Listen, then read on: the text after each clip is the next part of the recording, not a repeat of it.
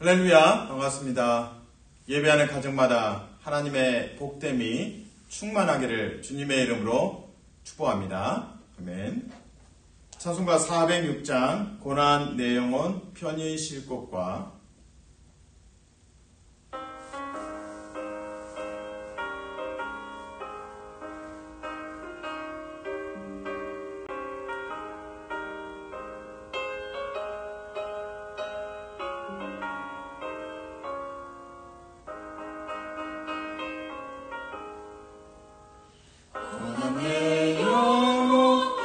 쉴 곳과 풍랑이로도 안전한 보고 폭풍까지도 다스리시는 주의 영원한 발의지에 주의 영원하신 발 함께하사 항상 나를 붙드시니 어느 곳에 가든지 요동하지 않음은 주의 팔을 의지함이라.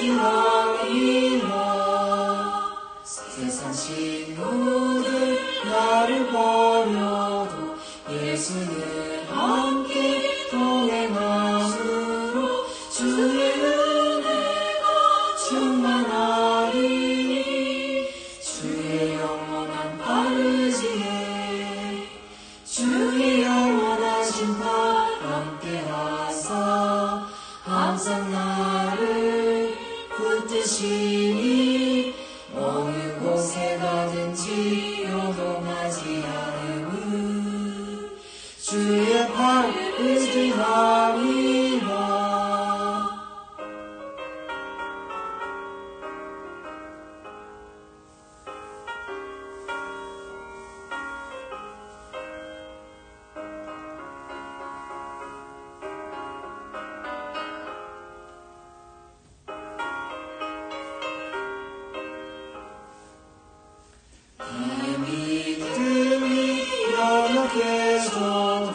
이리의 비가 힘을 주시며 위태할 때도 안보하시니 주의 영원한 발의지에 주의 영원하신 발 함께하사 항상 나를 붙드시니 어느 곳에 가든지 요동하지 않음은 주의 팔을 의지함이라. 금치 못한 것 주께 하으니 나의 일생을 주께 맡기며 나의 모든 짓 대신 지시는 주의 영원한 발의지에 주의 영원하신 발 함께하사 항상 나를 붙드시니 어느 곳에 가든지 요동하지 않음은 주의 팔을 의지함이라.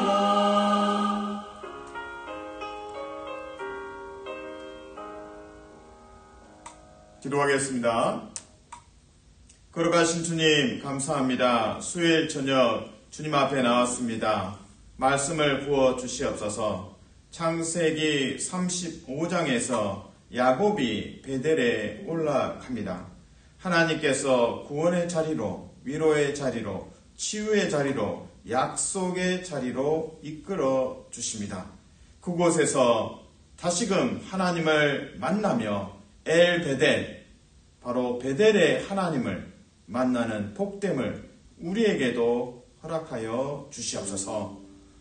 하나님, 환우들을 위해 중보합니다. 하나님의 위로하심과 치유하심을 베풀어 주옵소서. 예수님 이름으로 기도합니다. 아멘. 하나님께서 주신 말씀 창세기 35장입니다. 9절에서 15절까지 말씀 한 절씩 나눠 있습니다. 야곱이 밧단 아람에서 돌아오매 하나님이 다시 야곱에게 나타나사 그에게 복을 주시고 하나님이 그에게 이르시되 내 이름이 야곱이지만은 내 이름을 다시는 야곱이라 부르지 않겠고 이스라엘이 내 이름이 되리라 하시고 그가 그의 이름을 이스라엘이라 부르시고 하나님이 그에게 이르시되 나는 전능한 하나님이라 생육하며 번성하라 한 백성과 백성들의 총회가 내게서 나오고 왕들이 내 허리에서 나오리라. 내가 아브라함과 이삭에게 준 땅을 내게 주고 내가 내 후손에게도 그 땅을 주리라 하시고 하나님이 그와 말씀하시던 곳에서 그를 떠나 올라가시는지라. 야곱이 하나님이 자기와 말씀하시던 곳에 기둥 곧 돌 기둥을 세우고 그 위에 전쟁물을 붓고 또 그 위에 기름을 붓고 다 같이 하나님이 자기와 말씀하시던 곳의 이름을 베델이라 불렀더라. 아멘. 청소하는 것은 참 힘이 듭니다. 시간도 필요하고요. 또 땀도 좀 흘려야 합니다. 청소 중에 좀 어려운 게 대청소라고 하죠. 정말 그 집안을 깨끗하게 청소하는 것이 참 어렵습니다. 근데 청소 중에서도 정말 더 어려운 것이 있습니다. 그것이 바로 입주 대청소입니다.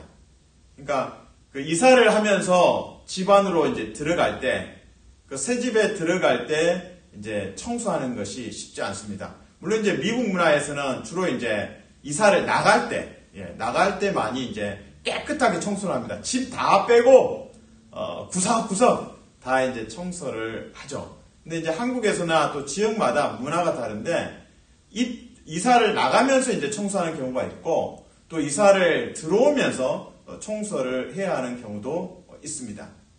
야곱의 삶에 들여다보면 입주 대청소, 약속의 땅에 입주하면서 들어가면서 마음의 그 영혼의 대청소가 필요합니다. 하나님께서 도와주십니다.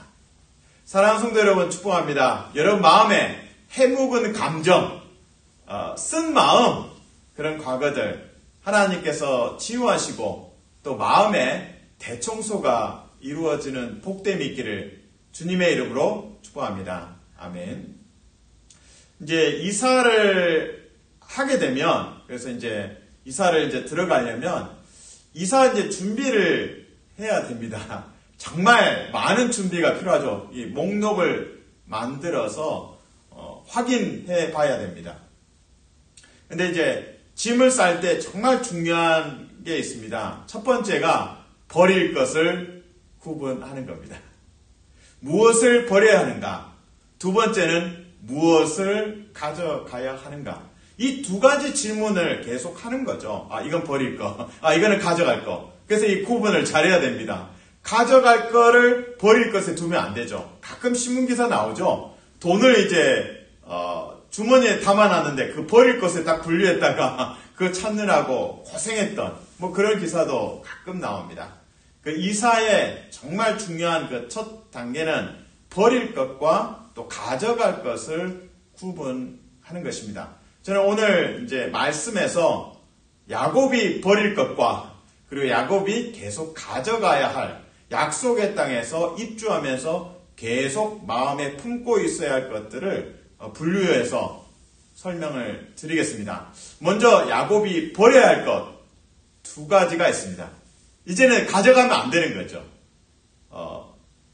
빠이빠이 보내야 할 것들이 이제 두 가지가 있습니다. 첫 번째는 외삼촌 라반과 연결된 겁니다. 두 번째는 형 에서와 관계된 것들을 또 이제 정리를 하고 또 버리고 가야 합니다. 먼저 외삼촌 라반과의 관계에서는 분명히 앞에 그 외삼촌이 추격해 오다가 하나님께서 경고하셨고 결국에는 이제 만나서 뭐 나름대로 그래도 이제 잘 약속을 하고 상호 불가침 이제 헤어졌습니다. 근데 왜 35장에 다시 외삼촌이 언급될까요? 아마도 여전히 야곱 안에 해묵은 감정들이 있겠죠. 20년 동안 야곱이 고생했고 사기도 당했습니다.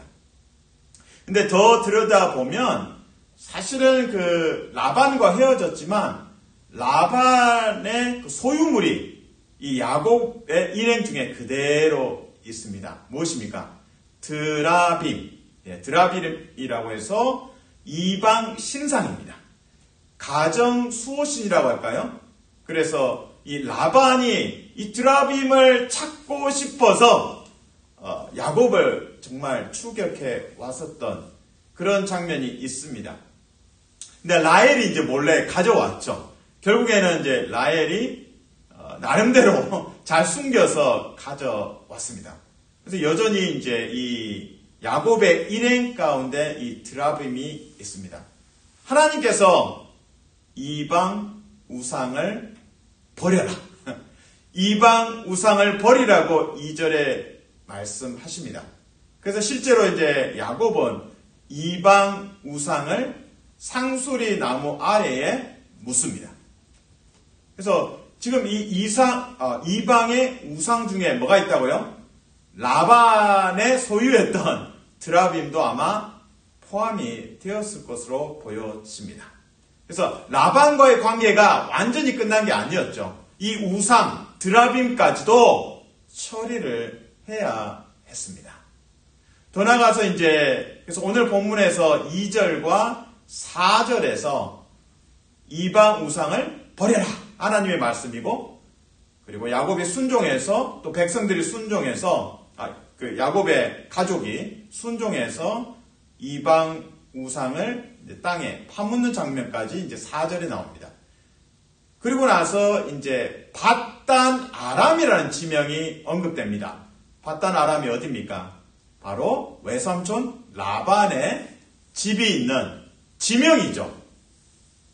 그래서 9절 말씀에서 야곱이 밧단 아람에서 돌아와. 다시 말하면 야곱이 외삼촌 집에서 20년 만에 돌아와. 이게 정리를 하는 겁니다.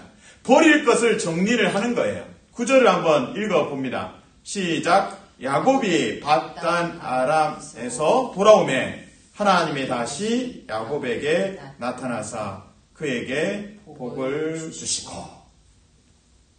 이제 라반과의 관계를 완전히 끊고 해묵은 감정, 아팠고 쓰라렸던 기억들 다 제거하고 우상, 이방 우상도 제거하고 이제 약속의 땅에 야곱이 입주를 합니다.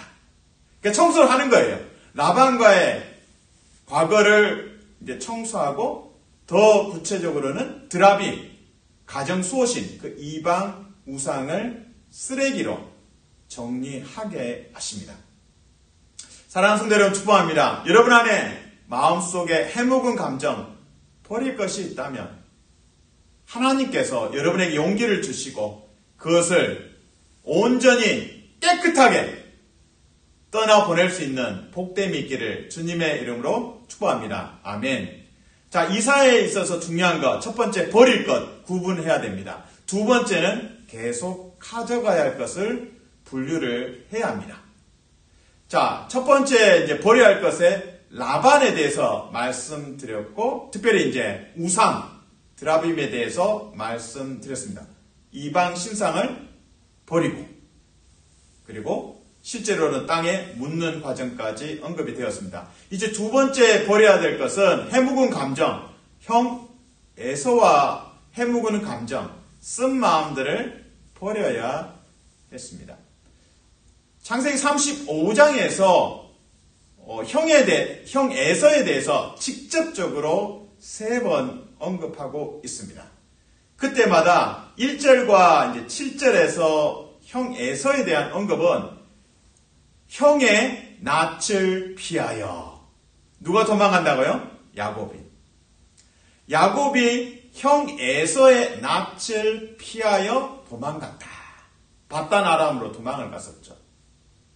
그리고 구체적으로 다시 이제 7절에서도 그 부분을 언급하고 있습니다. 야곱이 형의 얼굴을 피하여. 그래서 1절과 7절에서 이 야곱 안에 형 에서로 인한 그 공포와 두려움에 대해서 다시 이제 리마인드, 다시 생각해보는 기회를 갖습니다. 그리고 우리는 잘 알고 있습니다. 33장, 창세기 33장에서 사실상 야곱과 에서가 화해했고 따뜻한 포옹이 있었다는 것을 기억합니다. 그러나 그 한 번의 따뜻한 포옹으로 모든 것이 다 사라진 것은 아닌 것 같습니다. 오늘 35장의 마지막 절 29절에서 에서가 다시 등장합니다. 야곱과 함께 등장합니다. 바로 두 사람의 아버지 이삭의 장례식에 함께 참여합니다. 이 장례식을 보면서 두 사람의 화해, 용서, 과거 청산 이 부분에 대해서 다시금 확인하는 것을 우리가 깨닫게 됩니다. 자, 35장 29절을 함께 읽습니다. 29절 시작. 이삭이 나이가 많고 늙어 기운이 다음에 죽어 자기 열조에게로 돌아가니 그의 아들 에서와 야곱이 그를 장사하였더라. 아멘. 창세기 33장에서 야곱과 에서가 포옹을 했습니다. 참 아름다운 만남입니다. 근데 35장 29절에서 두 사람이 쌍둥이가 야곱과 에서가 다시금 장례식에 참여하면서 이제 야곱의 인생에서 에서와 갈등했고 미워했고 또 사기를 치고 이런 쓴 과거들, 아픈 과거들을 이제 떠나 보내게 됩니다. 그래서 성경 저자는 이제 35장에 이어서 36장에서 에서의 족보가 나옵니다. 에서의 자손들, 이제 에돔 족속이라고 하죠. 그러면서 하나님께서 이 약속의 땅의 주인공이 누군지, 상속자가 누군지를 분명하게 합니다. 그러니까 이삭이 죽었으니까 이삭이 죽었으니까 그 다음 누가 상속자가 되느냐? 약속의 땅의 상속자, 입주자, 소유자 누구입니까? 야곱임을 창세기 35장 또 36장을 통해서 우리에게 소개하고 있습니다. 그래서 그러니까 약속의 땅에 야곱이 입주하고 상속자로, 소유자로 온전히 이제 확인받는 장면을 35장에서 우리는 이제 발견합니다. 자, 앞의 내용을 요약하면 우리가 이사를 할 때 쓰레기를 이제 분류를 해야 되죠. 버릴 것 두 가지. 첫 번째가 외삼촌 라반과 관계되어 있었고 드라빔이라는 우상도 버려야 했습니다. 두 번째 버려야 될 것, 해묵은 감정, 쓴 마음, 비르니스라고 하죠. 쓴 마음. 형 에서와의 관계에서 참 헝클어진 마음들, 심란한 마음들, 야곱 안에 있었습니다. 하나님께서 분명하게 언급하십니다. 베델에서 제단을 쌓게 하시고 그의 마음에, 야곱의 마음 속에서 이제 형의 얼굴을 피하여 떠났던 과거를 작별하라고 말씀하십니다. 형 에서의 낯을 피하기 위해서 사투를 벌였던 야곱의 인생입니다. 그러나 이제는 상속자로 약속의 땅에 왔기 때문에 하나님께서 너가 상속자라고 말씀하십니다. 그리고 무엇보다 이제 야곱은 에서의 얼굴을 두려워할 필요가 없습니다. 하나님의 얼굴을, 하나님의 낯을 보았기 때문입니다. 그래서 앞에 분이엘의 경험이 있죠. 하나님 앞에서 기도하고 천사와 씨름하고 그때 이름이 바뀌었습니다. 계명되었습니다. 야곱에서 이스라엘로 오늘 35장도 계명을 재확인시켜 주십니다. 그리고 너가 이 땅의 상속자다. 자, 열쇠 여기 있다. 여기 열쇠 있다. 너 쓰레기 다 버렸고 이제 너에게 열쇠가 있다라고 말씀하십니다. 하십니다. 자, 저는 지금까지 이제 두 가지 버려야 할 거, 라반과 관계되어서 외삼촌 라반 그리고 형 에서 관계, 해묵은 감정들 다 이제 청산하게 도와주십니다. 그는 쓰레기다, 버려라, 불에 태워라. 이제 정말 야곱이 약속의 땅에 입주해서 상속자로, 소유자로 확인받는 자리입니다. 근데 열쇠가 있습니다. 자, 그 열쇠가 무엇일까요? 바로 35장 11절에 나옵니다. 엘 샤다이, 전능하신 하나님. 그것이 열쇠가 됩니다. 자, 35장 11절 같이 읽습니다. 시작. 하나님이 그에게 이르시되 나는 전능한 하나님이라. 생육하며 번성하라. 한 백성과 백성들의 총회가 내게서 나오고 왕들이 내 허리에서 나오리라. 아멘. 이제 11절에 전능하신 하나님으로 여호와께서 야곱에게 당신을 소개하십니다. 흥미로운 지점은 이제 10절에서는 야곱을 이스라엘로 계명해 주십니다. 하나님께서. 그리고 11절에서는 하나님께서 당신의 이름을 야곱에게 소개해 주십니다. 그러니까 What's your name? 이름이 뭡니까? 그러면 이름 듣고 그 다음에 본인도 이름을 소개하죠. 그러니까 서로의 이름을 이제 확인하는 것처럼 35장 10절과 11절 야곱의 이름이 이스라엘로 그리고 하나님은 당신을 엘 샤다이 전능한 하나님으로 소개하고 계십니다. 자, 그러면 35장을 이해하기 위해서는 또 전능하신 하나님을 이해하기 위해서 34장을 잠깐 언급해야 합니다. 야곱에게는 딸 디나가 있습니다. 디나가 부끄러운 일을 당합니다. 그러자 야곱의 두 아들 시므온과 레위가 피해 보복을 합니다.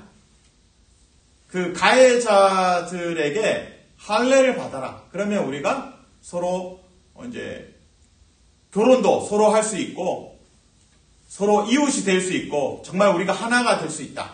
그래서 할례를 핑계로 해서 피해 보복을 하게 됩니다.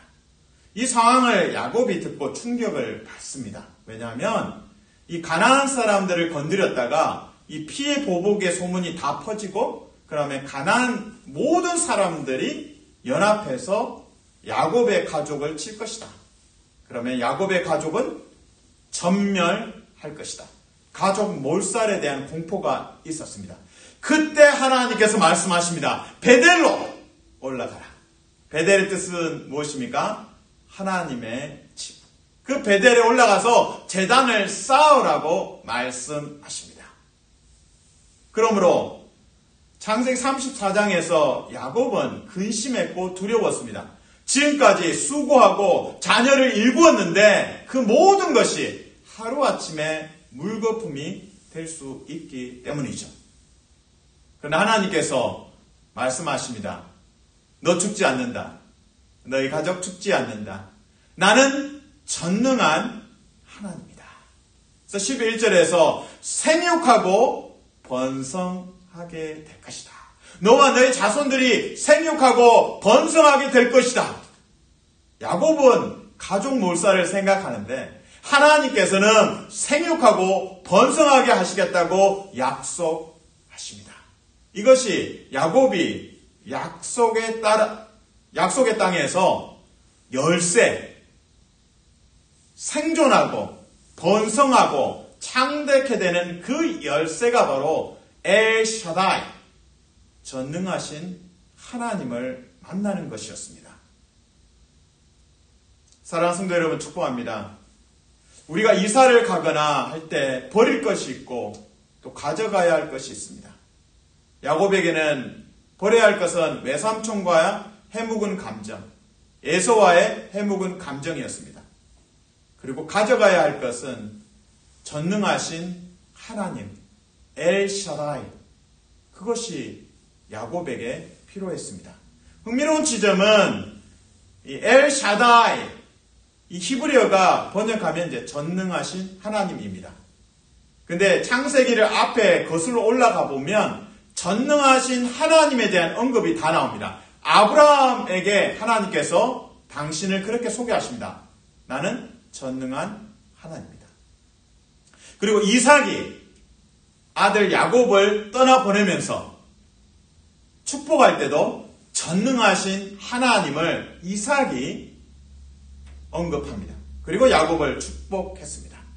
근데 저는 이제 이 아브라함과 연결해서 전능하신 하나님, 이삭과 연결해서 전능하신 하나님. 오늘 35장에서 야곱에게 전능하신 하나님. 추격하고 야곱을 추격해서 죽이려는 사람들을 다 막으신 하나님. 5절에 등장합니다. 하나님께서는 전능하시구나. 근데 더 흥미로운 지점이 있습니다. 창세기 17장 1절에 하나님께서 아브라함이 99세 때에 말씀하십니다. 나는 전능한 하나님이다. 그리고 17장에 담겨져 있는 것은 할례의 이야기입니다. 언약의 징표로서 아브라함에게 요구하신 것이 할례입니다. 그렇다면 35장에서 야곱이 엘샤다이 전능하신 하나님을 들었을 때 그의 마음속에 울림이 있습니다. 내 아버지 이삭이 나를 축복할 때 전능하신 하나님. 그리고 나의 할아버지 아브라함에게 나타나신 하나님께서 엘샤다이 전능하신 하나님으로 등장했는데 그때 할례를 주셨는데 나의 자녀들이 할례를 핑계로 피해 보복을 했는데 야곱의 얼굴이 뜨거워집니다. 야곱의 얼굴이 뜨거워지고 얼굴을 틀 수가 없습니다. 창세기 17장에 하나님은 아브라함에게 전능하신 하나님으로 나타나시고 할례를 행하게 하시고 언약 백성으로서 징표를 주셨습니다. 그러나 야곱의 두 아들 시므온과 레위는 그 할례를 복수를 위한 수단으로 사용해 버렸습니다. 너무나 참혹한 일을 야곱의 두 아들이 행했습니다. 그럼에도 불구하고 하나님께서는 전능하신 하나님으로 야곱에게 등장하시고 그리고 생육하고 번성에 대해서 말씀하십니다. 11절을 다시 읽습니다. 시작. 하나님이 그에게 이르시되 나는 전능한 하나님이라 생육하고 번성하라. 한 백성과 백성들의 총회가 내게서 나오고 왕들이 내 허리에서 나오리라. 아멘. 우리의 참혹한 죄악에도 불구하고 하나님은 아들을 십자가에 내어주셨습니다. 그것이 은혜이고 하나님의 긍휼이고 하나님의 사랑입니다. 그 십자가를 바라볼 때마다 아들을 내어주신 그 하나님의 전능하심을 그리고 자비하심을 우리는 목격하게 됩니다. 그 십자가를 바라볼 때마다 엘샤다이 그 전능하신 하나님께서 우리의 참혹한 죄악을 용서하시고 십자가 복음으로 말미암아 하나님의 자녀가 되는 은혜와 긍휼을 베풀어 주셨습니다. 사랑하는 성도 여러분, 축복합니다. 여러분 안에 있는 해묵은 감정이 있습니까? 쓴뿌리가 있습니까? 전능하신 하나님께서 그것들을 소각시키고 버리고 떠나보낼 수 있는 은혜가 있기를 주님의 이름으로 축복합니다. 또한 여러분의 삶 속에서 고난이 있고 위태롭고 코너에 몰린 순간이 있습니다. 그때마다 구원의 열쇠는 전능하신 하나님을 예배하는 것입니다. 엘샤다이, 아들을 내어주신 그 십자가의 은혜, 십자가의 그 복음으로 인해서 구원받고 치유받고 약속의 땅에 들어가는 복된 성도 되시기를 주님의 이름으로 축복합니다. 아멘. 기도하겠습니다. 하나님 감사합니다. 우리가 버려야 할 것을 버릴 수 있도록 도와주시옵소서. 우리가 취하고 가져가야 할 것은 엘 샤다이, 전능하신 하나님, 그 고백입니다.